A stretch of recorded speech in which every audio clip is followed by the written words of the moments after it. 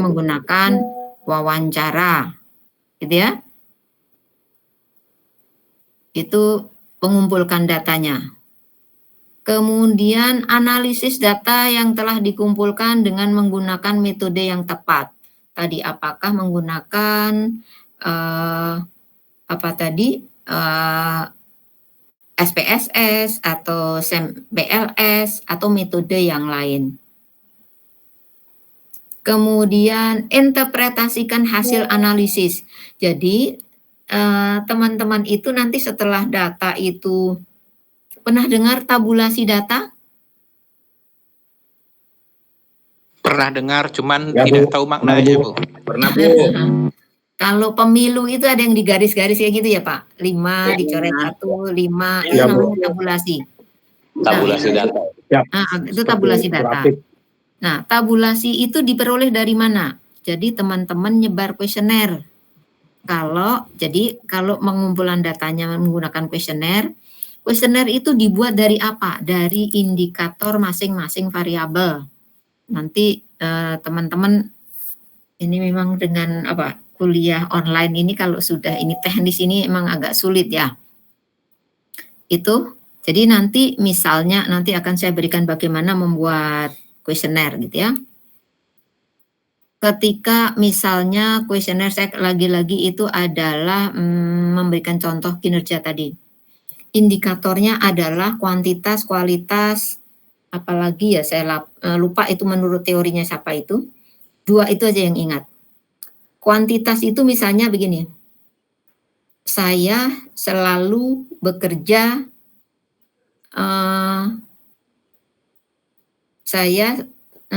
saya selalu dapat mencapai target yang ditentukan perusahaan. Ini kuantitas atau kualitas? Kualitas. Kualitas, Bu. Saya selalu mampu mencapai target yang ditentukan oleh perusahaan. Kuantitas atau kualitas? Kuantitas. Kuantitas. Target itu angka, Mbak.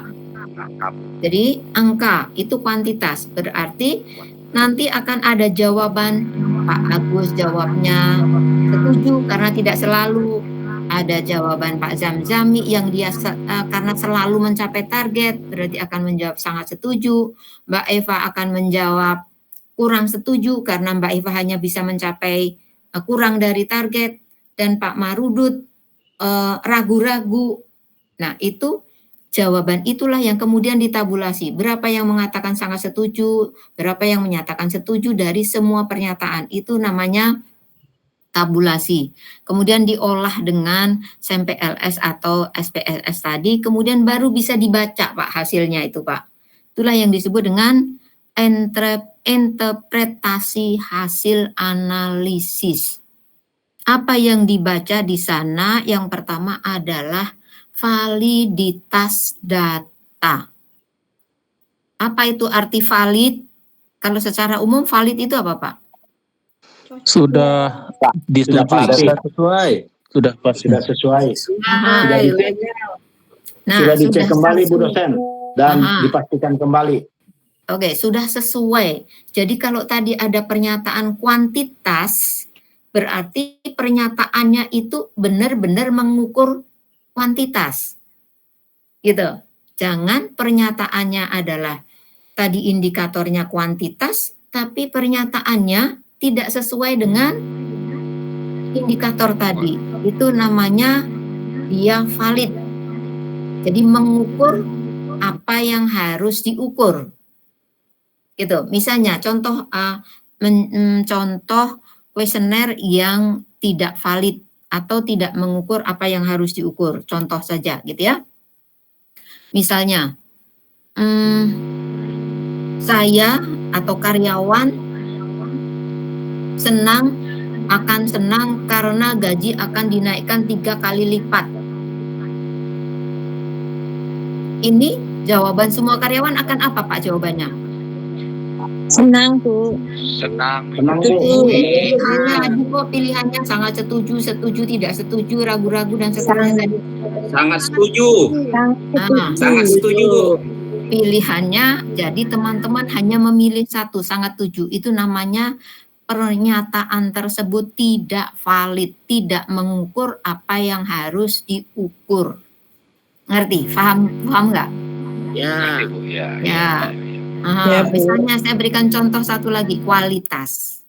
Kualitas itu apa sih? Bekerja tanpa salah, bekerja dengan teliti, bekerja dengan benar, sesuai dengan waktu, itu adalah kualitas. Misalnya, pernyataannya adalah, saya selalu bekerja dengan benar. Saya selalu bekerja dengan benar. Ini valid apa tidak? Tidak, Bu. Belum valid, Bu. Belum valid, Kenapa Bu. nggak valid? Belum. Pernyataannya dari sendiri, Bu. Itu pernyataan sendiri. Loh, kan pernyataannya tadi memang kuesioner itu yang membuat, itu yang dibuat oleh peneliti, tapi untuk masing-masing karyawan harus bunyinya saya, Pak. Benar. Ya, Bu. Benar itu masih ambigu, Bu. Gimana, Pak, ambigunya? Ya, seharusnya saya bekerja sudah selalu mengikuti SOP, misalnya seperti itu, Bu, baru dikatakan benar, Bu. Itu Pak, itu bisa. Tapi ada kata benar itu mengikuti SOP, Pak. Benar itu tanpa salah, Pak. Gitu kan ya? Yang menjadi penting adalah kata selalu, Pak. Berarti kata selalu itu menunjukkan adanya gradasi. Kalau Pak Jamzami tidak selalu benar bekerjanya, Pak Jamzami tidak akan mengisi apa?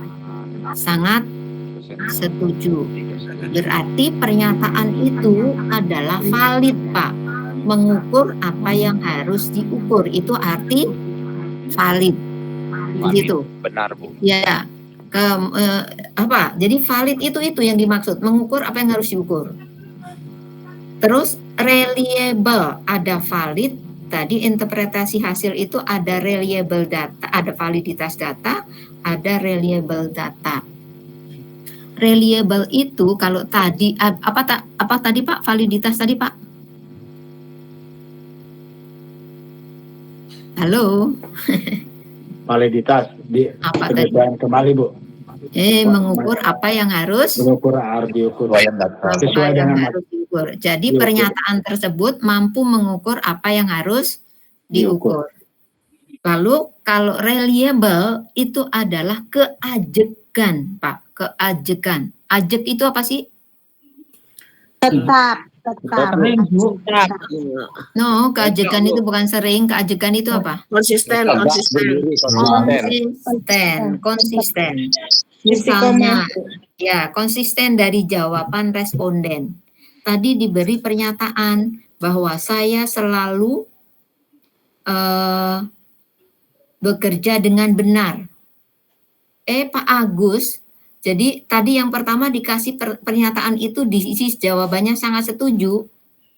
Pak Agus jawabannya berubah menjadi ragu-ragu. Nah, kenapa Pak Agus kok jawabannya berubah? Itu namanya keajekan, Pak. Nah, keajekan itu bisa dikarenakan kok Pak Agus berubah. Itu kenapa? Karena Pak Agus kurang paham dengan maksud pernyataan tersebut. Atau memang Pak Agus ingin berubah jawabannya.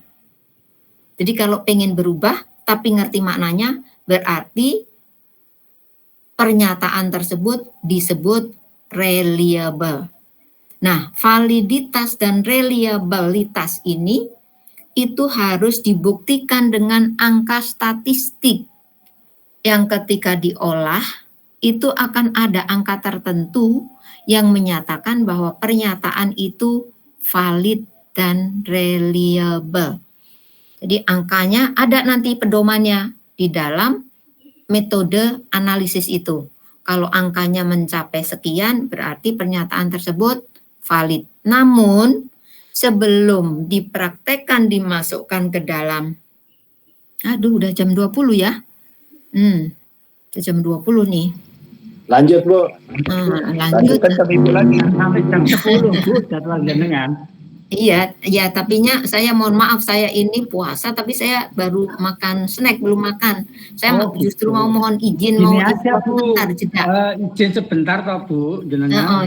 Saya sudah sebentar ya, dulu. saya sudah sebentar. Nanti kita lanjut karena jam kedua juga jenengan Bu, nonton le. Ya Pak, siap Pak. Kasihan Bu dosennya mau istirahat teman-teman. Sebentar ya Pak, saya istirahat sebentar karena saya belum makan. Sekalian Bu, Silakan. nanti Ibu sakit Bu, nanti Ibu sakit. Izin pulang dulu, ini belum pulang ini. Abang Marudut gimana kabar Bang?